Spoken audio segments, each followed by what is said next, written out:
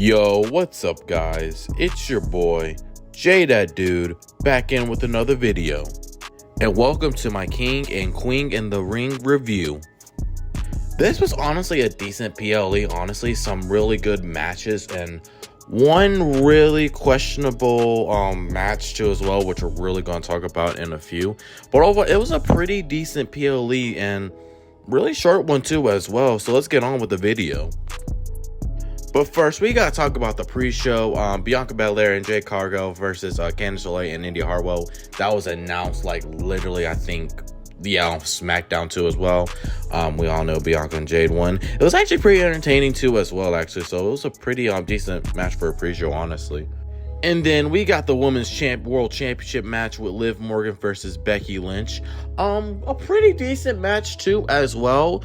That ending, we gotta talk about that ending. So before the match, it was during the pre-show, Dominic was basically telling Liv like he's gonna try everything in his power to make sure he doesn't become champion, even though he literally did everything in his power to make her become champion.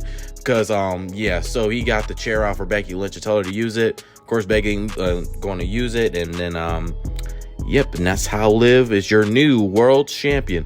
I mean, I'm glad I knew she was gonna win it eventually too as well. I'm surprised they pulled the trigger now, but I mean, you know, I ain't surprised at the same time. But this is definitely an interesting arc, and I can't wait to see what they do with Dominic and Liv, honestly. And then we had the triple threat match of Sami Zayn, Chad Gable, and Bronson Reed. Man, that entrance with Sami Zayn, that was pretty awesome. This match was pretty awesome too as well, honestly.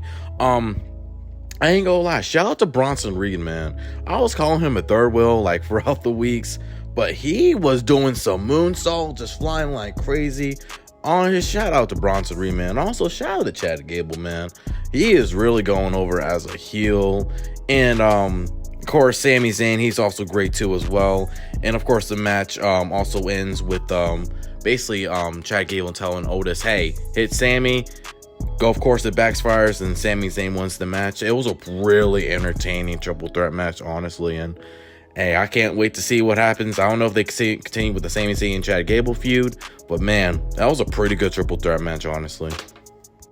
And then we had Nia Jax versus Lyra Valkyria. I said Nia Jax was gonna win. I mean, of course, she won. I mean, it was a decent match. It was probably the low point of the shows, honestly. I mean, Nia Jax was legit destroying the woman. Like, it was just legit hazing the entire match. I mean, sure, Lyra Valkyria had a few offense in there, but I mean, that ending was kind of funny, though. Like, just try to get her and then boom, just did her finisher. I thought that was pretty funny. And Nia Jax is your Queen of the Ring, is gonna face, I believe she's probably going to face Bayley at SummerSlam. And if Bayley don't lose the championship, I mean, who's going to honestly beat her before then? But yeah, so Nia Jax has a championship opportunity at SummerSlam. And then we had Gunther versus Randy Orton. This match was really physical. Like, oh my God, Randy's chest was so red during that match. Like, oh my God, this was just a physical match. And honestly, yeah, I had Randy Orton at winning actually this match because of the whole stipulation with the whole having a championship opportunity at SummerSlam. But I should stick with my gut. Gunther won the match with a roll-up actually, which I'm kind of surprised they did that route too as well. But Gunther is most likely either going to face Damian Priest or Drew McIntyre, which Triple H just announced that for Clash of the Castle.